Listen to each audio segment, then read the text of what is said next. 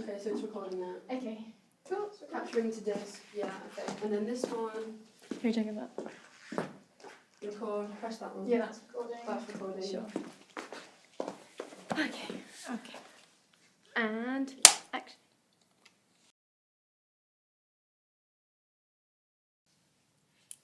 Kate, you're an Emmy and BAFTA award-winning journalist. What keeps you motivated to make work?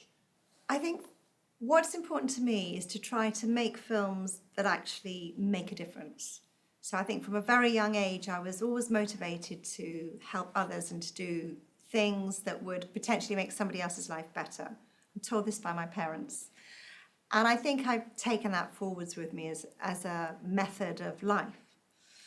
So when I started to learn how to make films, I went to film school and learned the basics of how to put a film together. And so when I set out in life, I thought, right, I'm going to try to use these tools of filmmaking to try to make a difference in people's lives. So that's always been my motivation, to effect positive change. Please tell me how you made the dining rooms. So when I first started making the dining rooms, I knew that there were children in the orphanages in China who were dying because they were being purposefully neglected to death. But I had no idea what I was walking into when we started filming. The only way we could film this, and China is a very difficult place to move around openly and be honest about what you're doing, because things can be hidden there. And when we went in on tourist visas. We didn't announce ourselves as journalists. We moved in a small group quietly and around different provinces, but we went as if we were tourists. We had small cameras that looked like tourist cameras. We did not look like a film crew. We had little microphones, we had very little equipment, we didn't carry lights, so we really could have passed off as just visiting the country. We also had a cover story so that when we went into orphanages, we said that we were looking to see what we could do to help, which was true, but just not in the way that the people in the orphanages thought. They thought perhaps we would give them money, or we would come to build them a new dining room or new dormitories. But in fact, the truth of it was we were coming to see what we could do to help the children. So we had to cover ourselves with not being entirely honest about why we were there and that we were in fact filming. We moved around, we did thousands and thousands of miles, both via air and on the road, in order to try and see if there were differences in different parts of China in the orphanages. But time and time again we saw the same thing, which was the purposeful neglect to death of, in the majority, baby girls in the orphanages.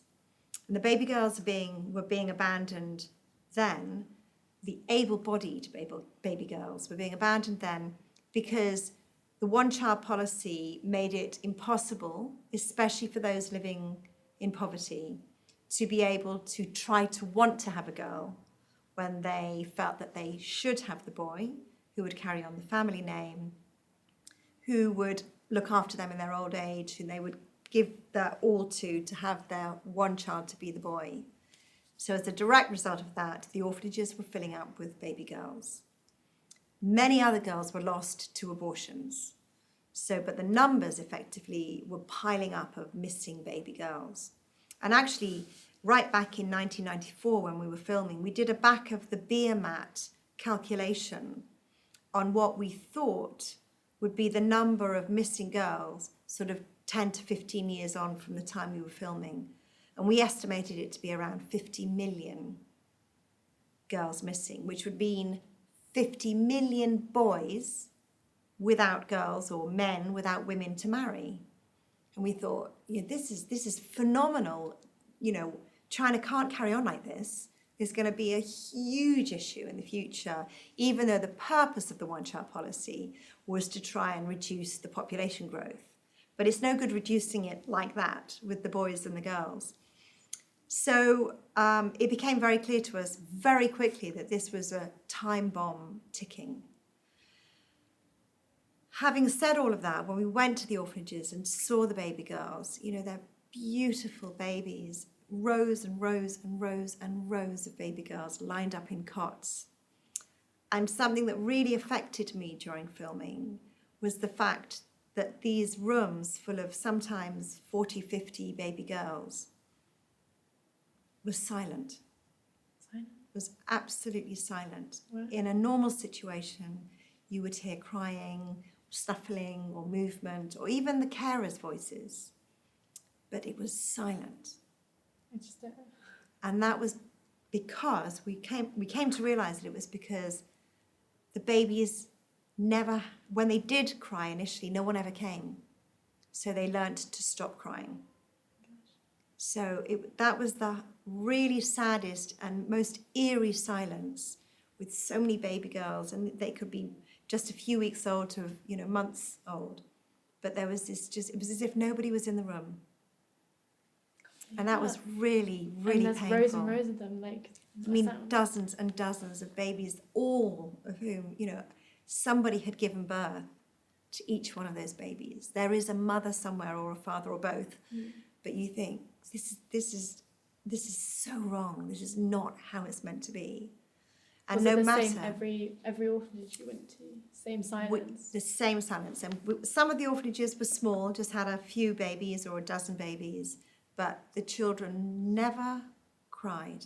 I'm surprised in the smaller ones you'd think they'd be able to have the resources to look after them. Yes, and that's a really good point. But I think, to be truly honest, They didn't care. the carers didn't care. Yeah. And although it might sound strange to defend them, I understood by the end of filming why they didn't care, because I learned from lots of people who live in the villages in China, and we would talk about the carers in the orphanage, and we worked through a translator. And they would say, but for the people working in the orphanages, they are working with the maggots in the rice. And this was the terminology they used over and over again for the girls. They are the maggots in the rice. And they said they are working with the unwanted children. They are paid the lowest salary. They have no self-worth in their jobs. They have no training. And they know when they go to work every day that they're working with the maggots in the rice. And that was another crushing moment in filming, when you realise that this is they're talking about baby girls, People, and you think, but it was said in so many places we went to that it was common. It became something we heard a lot. So that idea of the girls being the maggots in the rice and the carers not caring, I began to understand why the workers never made an effort, because in their subconscious they didn't care either, So Because it was reinforced that they were working with worthless people. Yeah, and the other workers working with them would feel the same. So they would do the basics. They would get the children out of the beds or the cots once they were no longer babies. But then they had these long potty seats where they just dumped them all in a row with the open. And I understand the open hole for feces or urine to go into. I understand the concept of it. And if there were hundreds of children and there isn't the care, but actually in a lot of the places there was enough care around, but it was a choice to put them in there for the day. They could have had them walking and running around, they could have had them free, but they left them there. And that was another shocker, that you think that this is really hardcore, ingrained in the system. Yeah.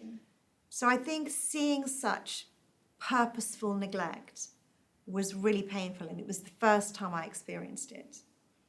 And that had a huge impact on me. And when we saw babies and young children close to death, purposefully close to death, where you could see they'd simply been starved to this position, that was, again, it's unacceptable.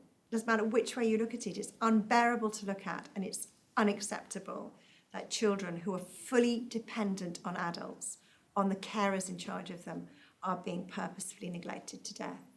It really shocked me that they were sort of tied to their chairs like prisoners. Yeah. And their legs, Yeah. and then they would develop these horrible tics where they'd swaying backwards and forwards, and then you'd see some older children who'd stayed there, really sadly, and they were still moving, like Yeah. they hadn't got out of that. Yes. And then to see that if they hadn't left the orphanage, by the time they were, fairly into their, like, maybe moving into their teens, Yeah. they would become workers within the Yes. orphanage Yeah. again, which I think is, say, like, I don't know if it's the right word, They systemic. never get Yeah. accepted into society. Yeah. Yeah. It's really tough. They And don't also, invest. if you're in an orphanage and there were children in the orphanages with cleft palates and club feet and sort of eye issues, I mean, very minor problems. One operation, which in fact became part of our work afterwards, one operation could fix your cleft palate, which would mean actually you are officially normal. And if you weren't normal, you couldn't get an ID card. And if you didn't have that, you couldn't go to school, and you weren't able to have some of the privileges of the children who were said to be able-bodied or normal. Just like it's such like an aesthetic thing on the face of it, Yeah. isn't it? It's not. It doesn't that, like, mean they quality of think the differently person. Yeah. or they have a different mind or a different... Exactly. They are the same person as somebody without one, except it can affect their speech. But that, it's insane that their life would be written off and they would be regarded as disabled for something that is absolutely not a disability. Yeah. So that was another issue that came up over and over again. And as we looked around the different orphanages we visited, we would see the able-bodied girls and the disabled boys and girls. And we would look at some of those disabilities and realise they didn't need to be abandoned by their parents because of these small minor disabilities. During the course of filming, we travelled to orphanages both in urban areas and in the countryside. And apart from the whole issue of the abandonment of the girls and the death rates in the orphanages, we also became aware of the enormous number of abortions being carried out on the women, enforced on the women, because they didn't have permission to have a baby. So you have to have a permit to have a baby as well as a permit to get married. And so we suddenly saw this additional area of problems where if you don't have that birth permit that you have to have if you're going to go ahead and be pregnant, and you got pregnant, then you would need to consider that abortion of that child. So there was that issue within it as well. Were they forced? Because I think it was more than just a consideration. There were 100%, there were many enforced abortions, and we met people who had had them. And there was one particular lady who we feature in the film who was 8 months when she had an enforced abortion. Yeah. 8 months, that's a baby being born, but is actually, they were injected into the stomach of this woman, and so killed the baby before the baby came out. So it's the murder. It's the murder of the baby. That's a life because of the numbers. And she wanted it, so and that's taking her right away as a person as well. Yes, I mean absolutely hideous, and the number of women who died during these enforced abortions because a lot of the procedures are not sterile and they're not right. So the whole process is absolutely shocking treatment of the women. Yeah, I thought it was when I watched Patchwork of Lies. Yes. So that was the Chinese government's reaction to your documentaries, specifically. So that's how powerful it was. I know. Well, that's what I thought. I thought, when we made the dying rooms, I was interested to see what their reaction was going to be, because we offered them many, many times the right to reply. We sent, in those days, faxes, many, many faxes, over and over and over again to say, these are the things we have been filming in China. We were actually safely back in England by then, but we said, this is what we filmed. Please, can you comment? There will be a documentary going out on this, and you have the right to reply. And they absolutely ignored us totally until 24 hours before transmission, when they sent a sort of 9-page fax through the fax machine in the middle of the night. And it came in, and we suddenly had a response, but it was right up against the transmission. Yeah. So we thought, well, we owe it to the Chinese government, obviously, to put this in the film, to at least roll it. Yeah. So we highlighted some parts of it, and then we rolled their response because we needed to feature it. But actually, they really sort of dug themselves into it with their response, because they said, we have no issues in the orphanages, there aren't problems, and there were very specific facts they put in. That's But what if I they'd found. seen the Yeah. footage, It's really blatant, isn't it? what you're saying there, here is the evidence already in the film. So Yeah. they didn't match up. I found that when I watched it, they would pick at very specific things and sort of get away from the point. Is that, hey, your ethical policies aren't right in the end, and they would we don't, whether it's true or not that this lady had a forced abortion, because then it does look a bit shady that, like, the first time you filmed her, she was all shaky and would say, yeah, they just came to give me an abortion, and then the next time round, after I guess the government intervened, she'd be like, no, nothing, nothing happened. And she's been got at. It's as simple as that. But also what was interesting was when the government produced a film called A Patchwork of Lies, which was a fantastic piece of propaganda. I take my hat off to the efforts they went for it, but I wish they'd put their time and energy into helping the children rather than producing this.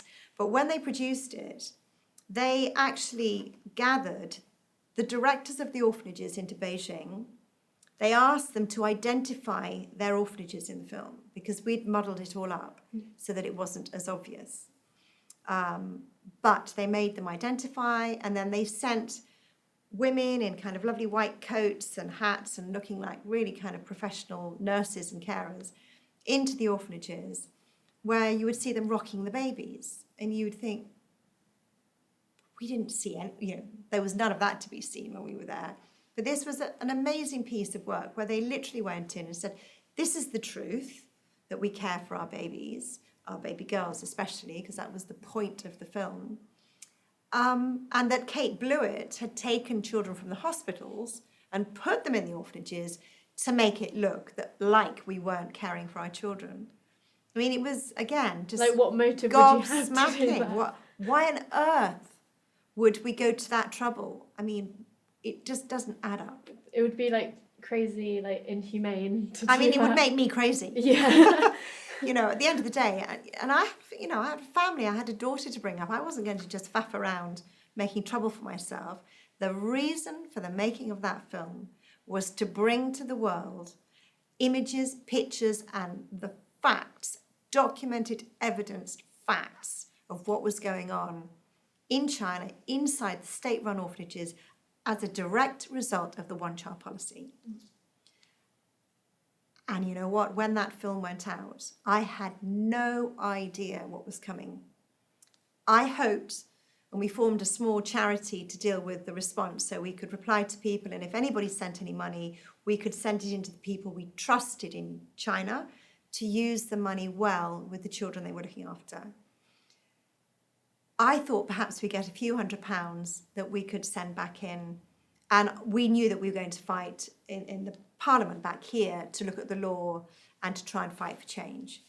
But what actually happened was our lives turned completely upside down, because the UN made it a number one priority to deal with the issue of the abandonment of the baby girls into the orphanages. Adoption went up 7,000% into America. Crazy. And that's not even the other countries, that was specifically the American statistic.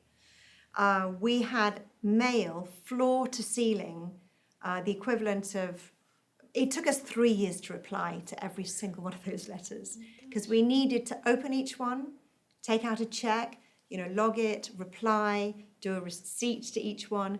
So, and we couldn't pay people to do that. Yeah. We had to do it ourselves with volunteers. But because every time the film was shown in a new country, in would come the new mail from a new country. So for 3 years, we were replying to all the reactions to the film. It was incredible. And literally, there was media mayhem.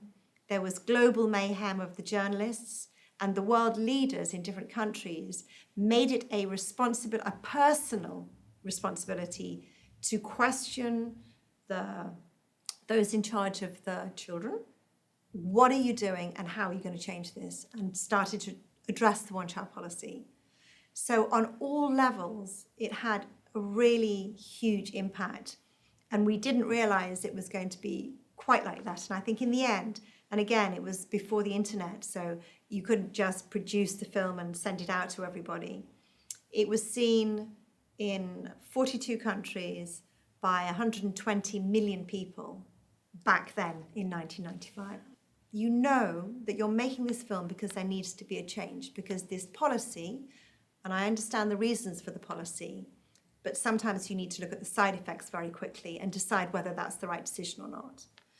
And obviously the humongous pain for so many baby girls who are abandoned unnecessarily. They didn't have to be abandoned. If the policy had not been in place, they would not have had to have been abandoned by the family for the boy preference. But also long term, all the missing girls today, all those millions of girls who are missing from the statistics. So it's, you know, the ripple effect has been enormous and will continue to be enormous. And we went on to make a film called China's Stolen Children, which was just a little over 10 years after the dying rooms. And what we show in that film is the business of buying and selling people, men, women and children actually, because of the one-child policy ripple effect. So an example of that would be that for the baby girls who were in the orphanages, they would then be sold to families who already have a boy. They would be sold into the family. So obviously the orphanage is benefiting from the money they make out of this. And that girl would grow up along the boy, so that effectively their son, their true son and their adopted daughter, and she would work either domestically in the house or agriculturally in the fields. As a slave. As a slave. Yeah. And she grew up as a slave, and the boy would be seeing her as a slave. And then when they were of age, he would marry her. So she became his wife so that she would produce his baby boys. You know, this is the reality. Yeah. So she grows up a slave and then is enslaved to potentially a man who's not very pleasant after his upbringing and experiencing life with her as a slave. So that's her life written off. She was abandoned by her parents, abandoned by the orphanage, and then treated as a slave for the rest of her life.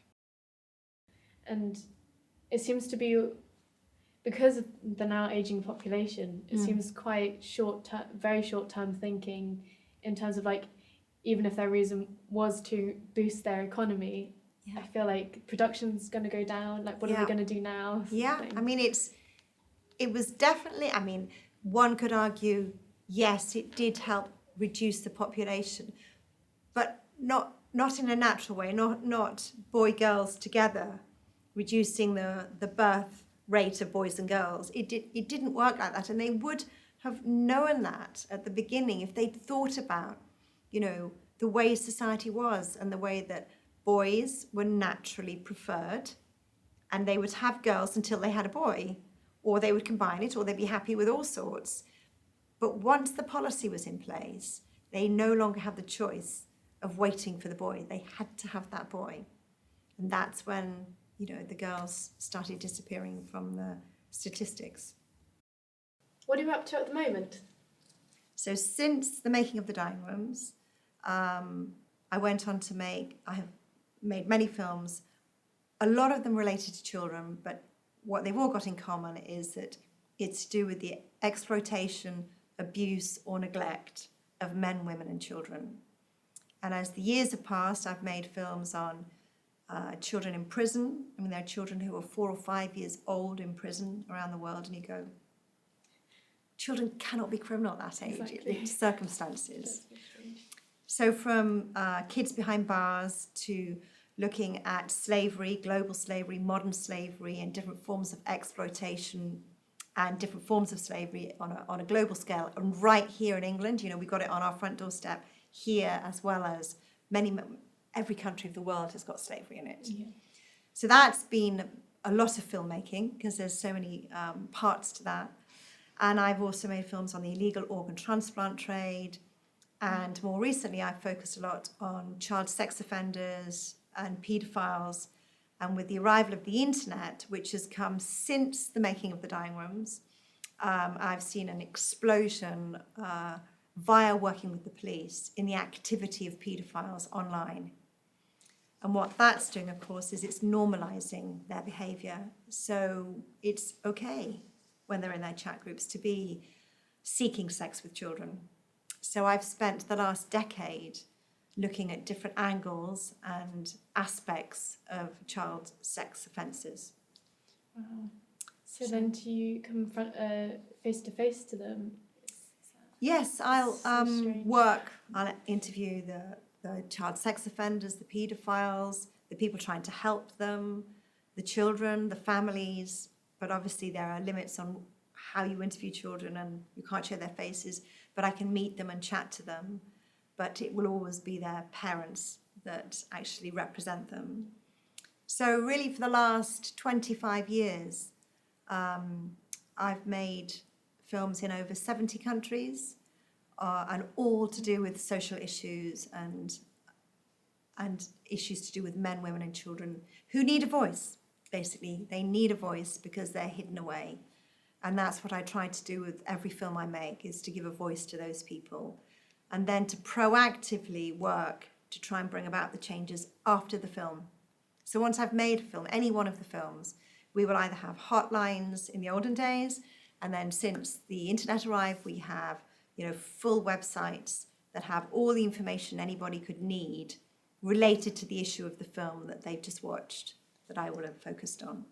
I feel like this is a good time to talk about, you said that you also help post the documentary, which you really do. You're meeting me right now. So I was wondering whether you could give her any advice. I'm just going to read you what the situation she's in. Yes, please do. And then she has a question for you as well. So it's quite sad. I am conscious of my adoption. I used to wish I had a Caucasian face. I feel I would look back and see someone that didn't fit in, this family or this group of friends. It becomes even more of a struggle of identity. Being adopted has placed me in a situation in which I am part of the group and yet so different from the group. It's difficult because I think me and Soph don't really have these sort of problems. Yeah. But so what sort of advice could you give her in terms of, are there any sites for people who, for this specific, being adopted from China, is there anywhere she can look? Yes. First of all, it's really tough when you feel sort of on the sidelines of everything. So you feel you're not part of your ancestral history, you're not part of the country you were born in, you don't belong in the family that you're in because you're not exactly the same, you don't look the same. And probably at school she might have suffered from some bullying or just being on the side, never being integrated fully. So I understand what she's saying, and it's really common. It's really common with children who are adopted. She'd love to hear that. So she must first and foremost know that she's not abnormal. She must not beat herself up about it. She mustn't feel that she is abnormal in her environment and should stay that, and that's going to be her life. It's so not the truth. I'm not a professional doctor, psychologist, psychiatrist, so I can only give my opinion, which is that I feel that she needs to dig deep into herself to try to find and build a self-confidence. Whether that means a new friendship group, whether it means she does activities that she really loves doing that introduces her to new people. All she needs is to make one or two good friends doing something she enjoys doing, and she will start to blossom. I really believe that. I think if you can find one thing in life that you really enjoy and you have one friend in that environment, that can be the beginning of you blossoming. It definitely is about confidence, isn't it? Confidence. Yeah. I mean, I think confidence at the centre of this is if she can find a way to believe in herself and say, and not beat herself up and not feel negative about her history or her life. And I'm a huge believer in living in the present. We all have a history, and some histories are much tougher than others. And adoption is part of that. It's hard when you feel displaced sometimes. But what I believe she should feel is she's had parents who have adopted her and loved her, to enjoy and love them, to live in the present, to visit the past, to do things you want to do, but don't let the past make your present miserable. Yeah. Live in the present. Don't think too much about the future. You know, That's scary. you just be everything you possibly can. Be kind to yourself, be honest with yourself, but try to live every day to the fullest. And if it's not feeling full, find things you enjoy doing, find the people who you enjoy spending time with, and do things with them. Up the quality of your life through feeling comfortable with people around you. I think that's one key thing. 2 is, I don't know anything about her relationship with her family, but if she can be... Would you like context? Yes. Okay, so there's, it's got, I think there might be a little bit of not knowing where to place her feelings because, she was adopted and then her parents split up as well. Okay. And so she's constantly got this thing of, oh, why aren't I good enough for these families? Okay. Sort of thing. Yeah. Which is completely not her problem. Yeah. She is so not the cause problem. of a divorce or a problem. Divorce is all about the 2 people who are married. They can't get on. Whatever the issues are between 2 people is because they can't live together anymore. It is not because of the children. And if it is, it's a very, very unusual case that is 1 in a million. Yeah. But she is so not the cause of her parents' divorce. They have their issues and she's not a part of that. It sounds like she's taking responsibility and claiming responsibility for things that just aren't her problem. Yes. She needs to know that she's loved by them both. And even though they're split up, I'm sure they will both, the father will continue to see her. Yeah, I think it, yeah, I'm not really sure what's going on, but I think they're quite, I think her mum's quite, maybe not the most warm. Okay, yeah. But she probably shows it in a different way. Yes, understood. So that makes it harder, but it doesn't mean her mother or her father don't love her wholly. Yeah. That she's probably the flower in their eyes. She's the gem. So in their divorce, she remains the gem. It's not about her. So she needs to somehow remove these feelings. Now, there is an organisation called CACH. Are you familiar with them? Yes. Yeah. So I don't know if you've had, I know we talked about them before, but if she can sign up to it, you get newsletters, there are trips, you go along, you can do different activities. I believe they've got a teenage one, which obviously she's probably a bit older than that now, but there are things for young people, and it's all about, people who've been adopted. So you have like-minded people sharing, and because they're not necessarily from the same place, they might not be from China, because they've opened it up now, haven't they, to lots of different nationalities. I didn't know that, but They that's have, very interesting. yeah. Which means that you're meeting people who have all been adopted, who have different stories to tell. But I think there's a huge amount of strength, and potentially her confidence could grow through meeting with different people who aren't connected to her everyday life or her family or her friendship group, who are a separate one. Because she might feel freer to express herself. I think so. I strongly recommend you ask her to get in touch with that organisation. Yeah. A good charity that's working in China. I don't know Yeah. if that's important to you. That was just because the one I am a big fan of is International China Concern, ICC. ICC, okay. Yeah. Just because they do great work. They are a Christian organisation, but the work they do is absolutely kind of rock solid. So then are you quite heavily involved in that? No, I'm not part of ICC, but after we made the dining rooms, we started up a charity called the Dining Rooms Trust, which was very controversial because it had the name in it. Yeah. And all corporates were ducking and diving away from us because they didn't want to have anything to do with us because it might affect their business in China. So when we were trying to get corporate support and financial assistance into some of the orphanages in China, they all, dived under the table and kept well away from us. So over a period of time, we rebirthed it and called it Care of China's Orphaned and Abandoned, which is COCO, which ran for 20 years in the end, not 19 years in the end.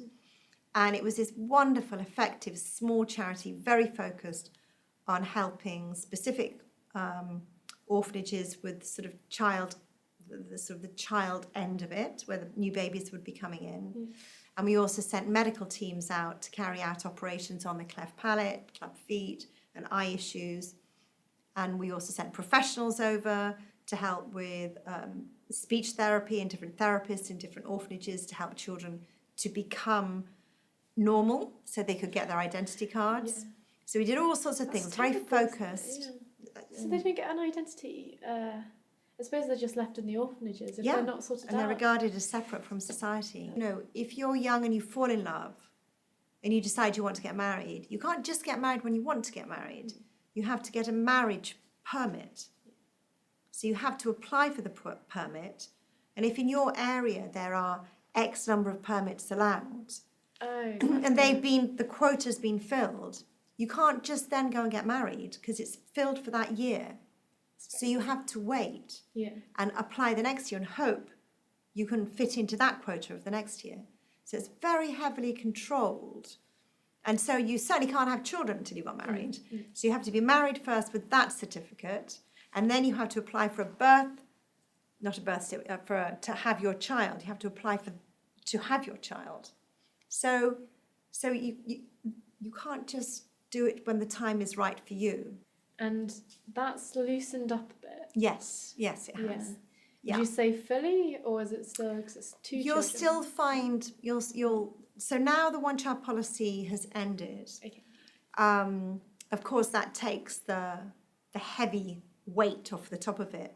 However, all the issues related to what has happened during the time of the one-child policy will remain for years. And you can't change anywhere overnight. And so in China, I think the problems will continue for many, many years. And there's the whole issue of all the trafficking. They still have to balance up the numbers of boys without wives and, the value on children. I'm surprised the value of women hasn't gone up. Well, in a It's way, shame. what has definitely started to change is that women are being educated. And that's a big step because they realise that individuals in families will realise that if they send their daughter to school and she gets an education, she can support them in their old age. It doesn't have to be the boy. So it's definitely, it's not stuck in a time warp. It's definitely moving more with the times. But I think the impact of the policy will be there for many, many, many decades. Yeah. There was one other thing I wanted to talk about was, so did you meet Hillary Clinton?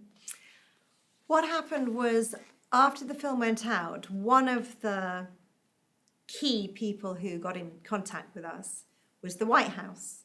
And they phoned to say that Hillary Clinton would like to have permission to take the film The Dining Rooms. And in those days, we had VHS format.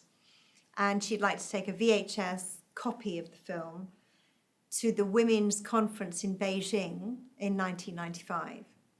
So I didn't meet her, but we exchanged information, etc. And she went equipped into China with that VHS. And I absolutely take my hat off to her she stood up in front of millions of people once, to be televised and everything. And she put that VHS into a machine and she played the dying rums. Does that make you a Hillary supporter?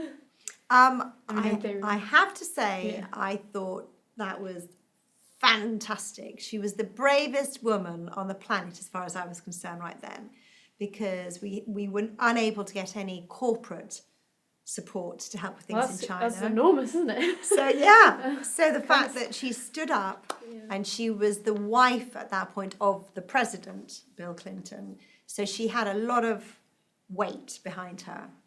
And the fact she did that meant that they couldn't do anything about it.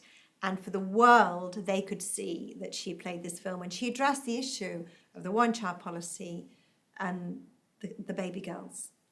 So I absolutely take my hat off to her, and I will never forget her for doing that. I was doing catering and she happened to be there. I couldn't talk to her, obviously, but I was just like, wow, I know what you did. Yes. And I'm just like, in my back of my head, I was So like, it was amazing. You know that, and for you both and for others, when you know that she actually did do that, she was ballsy, she was honest, she was honourable to women. Yes, yeah. And I will never forget her for that. Yeah. And you were followed around by the Chinese government after or was it after the release of the documentary? When the dying rooms had been screened on television, we were then clearly put under the watchful eye of members of the Chinese government or the embassy back here in England, and they would sit outside, it was a dark glass Jag car, and they would put the windows down, put the camera in the window, we could clearly see they were Chinese, and they would film us going into work and leaving work every day. And this went on for... And you had a family at this point? And I had a baby girl at the time, and I was pregnant with my son. Oh my gosh, too much. And it was, but I had to say to myself, and my husband was great about this, and I had to say, we knew this might happen when we made the film. Yeah. And it is, but we do not believe they will touch us. Because it's too obvious. And we were kind of quite heavily in the media a lot at the time, and there was a lot about it, so it would just be too blatant. And the fact they were sitting outside the office, they weren't hiding themselves, it was intimidation. They wanted us to get back in our box and behave. And so we got used to seeing them there. We felt tempted to take them out of coffee every now and again. You must be cold out here. But actually, we got used to them there for a while, and they didn't scare us in the end. It was uncomfortable at the beginning, but So like everything, when you adjust, yeah. you adjust your thinking, you think, right, okay, we're going to be fine. Yeah.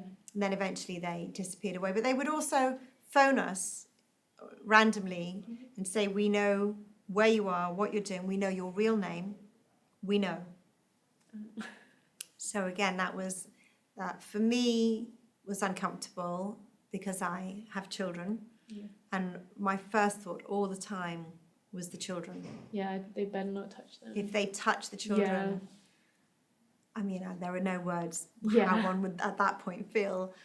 Thankfully, I never had to experience anything. The children were always fine. Yeah. I think the whole world would be with you, like absolutely outraged they didn't. I mean, if they did actually do something personal like that, that would be on a different level. Crazy, it would be on a different level. Yeah. And at the end of the day, stop concentrating on us. Get back to China and sort the problem out. Yeah. I am here because of you. How does that make you feel? That means an enormous amount to me, because it's not often I can be in front of somebody whose lives I've directly affected. To know that you were adopted out of an orphanage in China because your parents saw the dying rooms means more to me than you will ever know. I definitely feel grateful, and it's actually surreal every time I see you. Like, it's weird being able to email you, it's so casual. But it's like meeting essentially your hero. So it's very... Gosh, well, Yeah. and the heroes in this are your parents, as well, you True. know, because they saw the dying rooms And they actually did... and they did something. They didn't just think about it, they did something, and they didn't just get up and start looking into the idea of it, they pursued it. And I know from many, many, many stories how difficult it is actually to go from the beginning of the process to the end, where you actually walk home, you know, with a baby. And the fact that your parents went through all of that, and you are sitting in front of me, this, you know, with this life you've had and this life in front of you, which would never have been without your parents. Exactly. And that makes me feel emotional too. Yeah, it's really emotional. It is. It's- I'm really I'm holding back tears. But this is a big moment for me as well. You know, when I think of the impact on, if we just take it as your life, even if you put aside anything else that came out of the film, just on a one-on-one with you sitting here now, this would have been more than enough for the film. Okay. Well, thank you so much. I It's a think pleasure. that's it. Yeah. It's a pleasure. Yeah. Well, I hope you have what you need. But I for think I definitely me, do, yeah. it's just been an absolute pleasure and joy to sit in front of you, to look at you, to know that you've come out of the system in China, that you've not just survived being born in the time of the one-child policy, but that you have gone on to have a wonderful family, to thrive and to be this beautiful, confident young woman. And it makes me so absolutely happy. Thank you. It's a great pleasure Thank to sit in front of you. you. Pleasure.